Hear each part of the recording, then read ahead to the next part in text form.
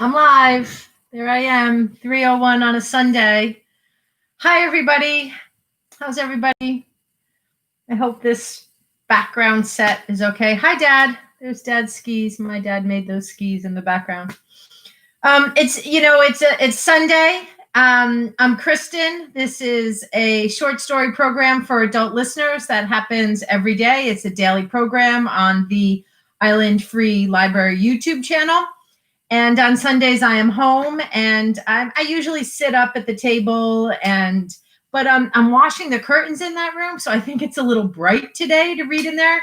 So you're getting this laptop piled up on a number of books, and I'm on the couch, and I'm totally comfy, and that's how we're rolling today. So thanks for coming. I hope you're comfy. I have water. Today. It's a beautiful, beautiful day on Block Island. Sometimes after I finish recording, I feel like, am I a new weatherman? Like, am I a weather person? I'm not a weather person, but it is something to talk about and something. I guess I'm sort of updating people that aren't on the island. It's beautiful. It's really a gorgeous day. I've been sort of puttering around my house, enjoying myself, taking it slow. My first day off, my first day of my weekend is Sunday. I have tomorrow off as well. So, then I'll get some more things done, maybe move about. But for today, I stayed put, didn't leave too much. I hope everybody else is having a good day. Resting, rest. We need to continue to rest. We're still dealing with this Frankenstein of a disease, right? This monster of a disease, monster of a pandemic. Still have a little ways to go, but we're all making it. Or, not everybody is making it. So let's for those of us that are, let's keep at it. All right. I'm going to read Nadine Gordimer today, and I'm going to read from Nadine Gordimer, Crimes of Conscience, selected short stories. There it is. I referenced this yesterday. It's this nice little, just right little one out of the book sale. And she is a South African writer. I just read about her. Let's see, where did I read about her? In the beginning or the end?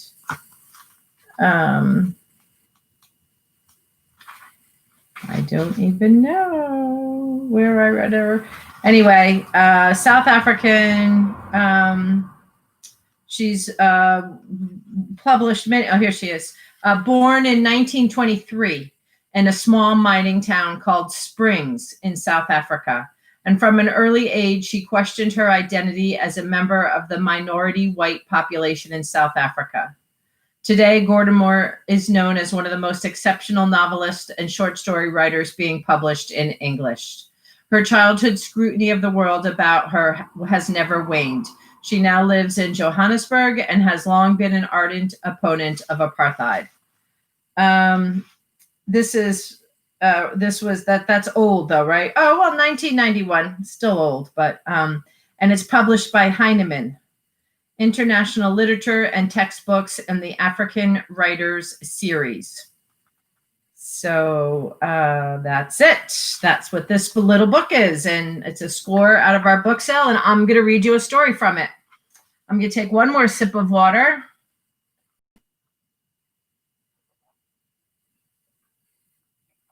And here we go. This is Nadine Gordimer. This is Crimes of Conscience. Title story of her collection here, Crimes of Conscience. Apparently, they noticed each other at the same moment, coming down the steps of the Supreme Court on the third day of the trial. By then, casual spectators who come for a look at the accused to see for themselves who will risk prison walls round their bodies for ideas in their heads have satisfied curiosity. Only those who have some special interest attend day after day. He could have been a journalist or an aide to the representative of one of the Western powers who observe political trials in countries problematic for foreign policy and subject to human rights lobbying back in Western Europe and America. He wore a corduroy suit of unfamiliar cut, but when he spoke, it was clear he was, like her, someone at home. He had the accent and the casual, colloquial turn of phrase. What a session! I don't know. After 2 hours of that, feel like I'm caught up in a roll of sticky tape. Unreal. There was no mistaking her. She was a young woman whose cultivated gentleness of expression and shabby homespun style of dress, and the context in which she was encountered, suggested not transcendental meditation center or environmental concern group or design studio, but a sign of identification with the humanity of those who had nothing and risked themselves. Her only adornment, a necklace of minute ostrich shell discs stacked along a thread, moved tight at the base of her throat tendons as she smiled and agreed. Lawyers work like that, I've noticed. The first few days, it's a matter of people trying each to confuse the other side. Later in the week, they had coffee together during the court's lunch adjournment. He expressed some naive impressions of the trial, but as if fully aware of gullibility. What did the state call witnesses who came right out and said the regime oppressed their spirits and frustrated their normal ambitions? Surely that kind of testimony favored the defense, when the issue was a crime of conscience. She shook fine hair, rippling as a mohair rug. Just wait, just wait. That's to establish credibility, to prove their involvement with the accused, their intimate knowledge of what the accused said and did, to inculpate the accused in what the defense is going to deny. Don't you see? Now I see, he smiled at himself. When I was here before, I didn't take much interest in political things, activist politics, I suppose you'd call it. It's only since I've been back from overseas. She asked conversationally what was expected of her. How long had he been away? Nearly 5 years, advertising, then computers. The dying out of the sentence suggested the lack of interest in which these careers had petered. 2 years ago, I felt I wanted to come back. I couldn't give myself a real reason. I've been doing the same sort of work here, actually. I ran a course at the business school of a university this year, and I'm slowly beginning to find out why I wanted to come back. It seems it's something to do with things like this. She had a face that showed her mind following another's. Eyebrows and mouth expressed quiet understanding. I imagine all this sounds rather feeble to you. I don't suppose you're someone who stands on the sidelines. Her thin, knobbly little hands were like tools laid upon the formica counter of the coffee bar. In a moment of absence from their capability, they fiddled with the sugar sachets while she answered, "What makes you think that?" "You seem to know so much, as if you've been through it yourself. Or maybe you're a law student." "Me? Good Lord, no." After 1 or 2 swallows of coffee, she offered a friendly response. "I work for a correspondence college." "Teacher?" Smiling again. "Teaching people I never see." "That doesn't fit too well. You look like the kind of person who's more involved." For the first time, polite interest changed, warmed. That's what you missed in London, not being involved. At that meeting, he gave her a name, and she told him hers. The name was Derek Felterman. It was his real name. He had spent 5 years in London, and he had worked in an advertising company and then studied computer science at an appropriate institution. And it was in London that he was recruited by someone from the embassy, who wasn't a diplomat, but a representative of the internal security section of state security in his native country. Nobody knows how secret police recognize likely candidates. It is as mysterious as sexing chickens. But if the definitive characteristic sought is there to be recognized, the recruiting agent will see it, no matter how deeply the individual may hide his likely candidacy from himself. He was not employed to infiltrate refugee circles plotting abroad. It was decided that he would come home clean and begin work in the political backwater of a coastal town on a university campus. Then he was sent north to the mining and industrial center of the country, told to get himself an ordinary commercial job without campus connections, and, as a new face, seek contacts wherever the information his employers wanted was likely to be let slip. Left-wing cultural gatherings, poster-waving protest groups, the public gallery at political trials. His employers trusted him to know how to ingratiate himself. That was one of the qualities he had been fancied for, as a woman might fancy him for some other characteristic over which he had no volition.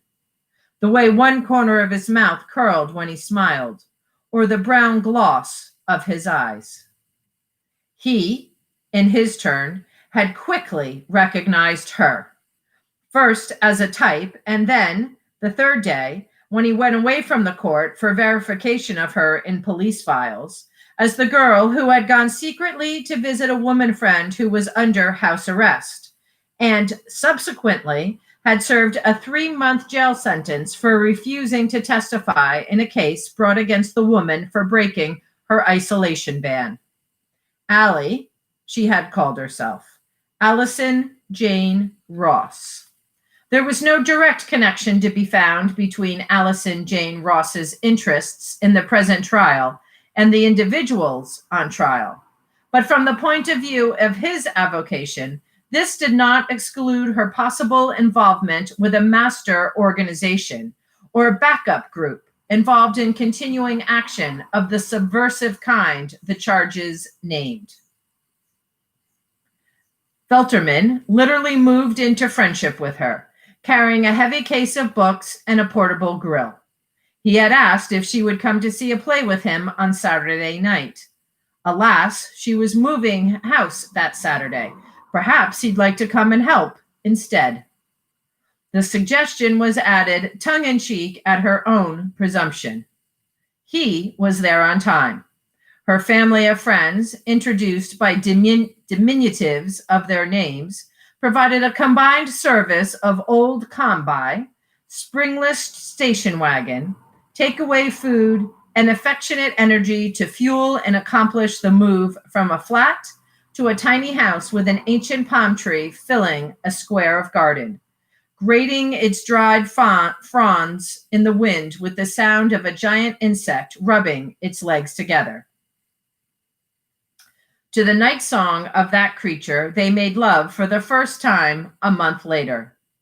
Although all the Robs, Jimbos, and Ricks, as well as the Jojos, Bets, and Lils, kissed and hugged their friend Allie, there seemed to be no lover about who had therefore been supplanted. On the particular delicate path of intimacy along which she drew him, or that he laid out before her, there was room only for the two of them. At the beginning of ease between them, even before they were lovers, she had come of herself to the stage of mentioning that experience of going to prison. But she talked of it always in banal surface terms. How the blanket smelled of disinfectant, and the chief wardress's cat used to do the inspection round with its mistress. Now she did not ask about him. She did not ask him about other women, although he was moved, occasionally in some involuntary warm welling up, complementary to that other tide of sexual pleasure spent, to confess by the indirection of an anecdote, past affairs, women who had had their time and place. When the right moment came naturally to her, she told, without shame, resentment, or vanity, that she had just spent a year on her own, as something she felt needed after living for 3 years with someone who, in the end, went back to his wife. Lately, there had been one or two brief affairs. Sometimes, don't you find an old friend suddenly becomes something else, just for a little while, as if a face is turned to another angle, and the next day it's the same old one again, nothing's changed. Friends are the most important thing for you, aren't they? I mean, everybody has friends, but you'd really do anything for your friends, wouldn't you? There seemed to come from her reaction, rather than his words, a reference to the 3 months she had spent in prison. She lifted the curly pelmet of hair from her forehead, and the freckles faded against a flush coloring beneath. And they, for me. It's not just a matter of friendship either, of course. I see that. Comrades, a band of brothers. She saw him as a child staring through a window at others playing. She leant over and took up his hand, kissed him with the kind of caress they had not exchanged before, on each eyelid. Nevertheless, her friends were a little neglected in favor of him. He would have liked to have been taken into the group more closely, but it is normal for two people involved in a passionate love affair to draw apart from others for a while. It would have looked unnatural to press to behave otherwise. It was also understood between them that Felterman didn't have much more than acquaintances to neglect. 5 years abroad and then 2 in the coastal town accounted for that. He revived for her pleasures she had left behind as a schoolgirl, took her water skiing and climbing. They went to see Indigenous Peoples Theater together, part of a course in the politics of culture she was giving him, not by correspondence, without being aware of what she was doing and without giving it any such pompous name. She was not to be persuaded to go to a discotheque, but one of the valuable contacts he did have with her group of friends of different races and colors was an assumption that he would be with her at their parties, where she outdanced him, having been taught by blacks how to use her body to music. She was wild and nearly lovely in this transformation from where he drank and watched her and her associates at play. Every now and then she would come back to him, an offering, along with the food and drink she carried. As months went by, he was beginning to distinguish certain patterns in her friendships. These were extended beyond his life with her into prescribed places and among people restricted by law from contact, like the woman for whom she had gone to prison. Slowly, she gained the confidence to introduce him to risk, never discussing, but evidently always sensitively trying to gauge how much he really wanted to find out, if why he wanted to come back had to do with things like this. It was more and more difficult to leave her, even for one night, going out late, alone under the dry, chill agitation of the old palm tree, rustling through its files. But although he knew his place had been made for him to live in the cottage with her, he had to go back to his flat that was hardly more than an office, now unoccupied except for the chair and dusty table at which he sat down to write his reports. He could hardly write them in the house he shared with her. She spoke often of her time in prison. She herself was the one to find openings for the subject. But even now, when they lay in one another's arms, out of reach, undiscoverable to any investigation, out of scrutiny, she did not seem able to tell of the experience that there really was in her being, necessary to be told. Why she risked, for whom, and what she was committed. She seemed to be waiting passionately to be given the words, the key, from him. It was a password he did not have. It was a code that was not supplied him. And then one night it came to him. He found a code of his own. That night he had to speak. I've been spying on you. Her face drew into a moment of concentration akin to the animal world, where a threatened creature can turn into a ball of spikes or take on a fearsome aspect of blown up muscle and defensive garishness. The moment left her face instantly, as it had taken her. He had turned away before, as a man does with a gun in his back. She shuffled across the bed on her haunches and took his head in her hands, holding him.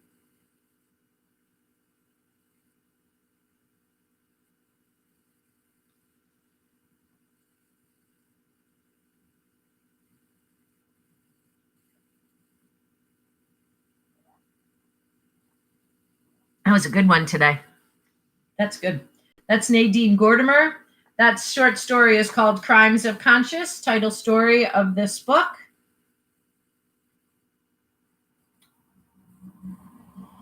Reading to you from High Street on Block Island. I got an itchy nose halfway through that. I'm so sorry. Itchy. All right. Have a great day, everyone. Enjoy the weather. And I hope you enjoyed the story. If not, listen again. Listen to another. You know how that goes here. Listen to yesterday's. Still thinking about that scary one with the dogs who were the sins. That was a good one. That one I'm reading from Inside My Mother's Car. If you look for that one, I'm in a car. I don't know what day it is. It must be a Monday or Tuesday. I'm not sure when it was. A few weeks ago. That's a good one. This was too. I hope you enjoyed it. All right. Be well, everybody. Mask up. Wash your hands. Stay safe. Eat right. Sleep right. Eat right. Sleep right. Take good care of yourselves. First day of Block Island School tomorrow.